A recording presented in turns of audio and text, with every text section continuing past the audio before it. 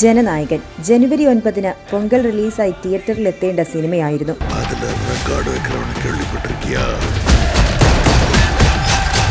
ഇതിനിടെ പല പ്രതിസന്ധികളിലൂടെ സിനിമയും അണിയറ പ്രവർത്തകരും കടന്നുപോയി. സിനിമ വൈകുന്നത് കൂടാതെ ജനനായകന്റെ പ്രിന്റ് ഓൺലൈനിൽ ലീക്കായി.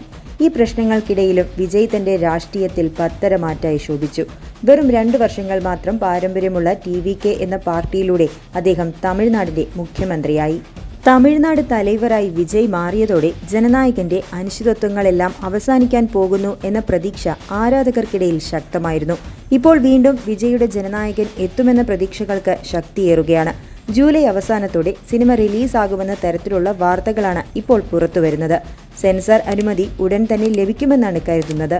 ഇതിനിടെ ജനനായകന് സെൻസർ സർട്ടിഫിക്കറ്റ് ലഭിച്ചെന്ന തരത്തിൽ പ്രചരിച്ച വാർത്തകൾ വ്യാജമാണെന്ന് നിർമ്മാതാക്കളായ KVN പ്രൊഡക്ഷൻസും വ്യക്തമാക്കി. ഇതുവരെ ജനനായകന് സെൻസർ സർട്ടിഫിക്കറ്റ് ലഭിച്ചിട്ടില്ല. എന്നാൽ central board of film certification അടുത്തിടെ ചിത്രത്തിന്റെ പ്രിവ്യൂ പൂർത്തിയാക്കിയതായും സിനിമയിൽ വരുത്തേണ്ട ചില അവസാന മാറ്റങ്ങളുടെ ലിസ്റ്റ് തങ്ങൾക്ക് അയച്ചിട്ടുണ്ടെന്നും KVN പ്രൊഡക്ഷൻസ് അറിയിച്ചു. ഈ മാറ്റങ്ങൾ വരുത്തി പുതിയ പതിപ്പ് ബോർഡ് അംഗീകരിച്ചതിനു ശേഷം മാത്രമേ ഔദ്യോഗിക സർട്ടിഫിക്കറ്റ് ലഭിക്കുകയുള്ളൂ. ഇതുടനെ ഉണ്ടാകുമെന്ന് തന്നെയാണ് നിർമ്മാതാക്കളുടെയും പ്രതീക്ഷ. വിജയ് പൂർണ്ണമായും രാഷ്ട്രീയത്തിൽ ഇറങ്ങും മുൻപ് അഭിനയിച്ച സിനിമയാണ് ജനനായകൻ.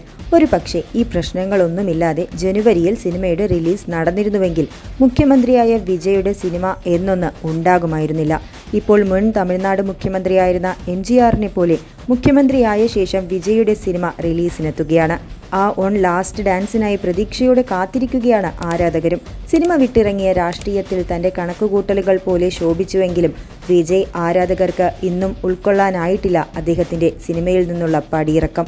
ഒരു മടങ്ങിവരവിനായി ഇന്നും വിജയ് ഫാൻസ് കൊതിക്കുന്നുണ്ട്.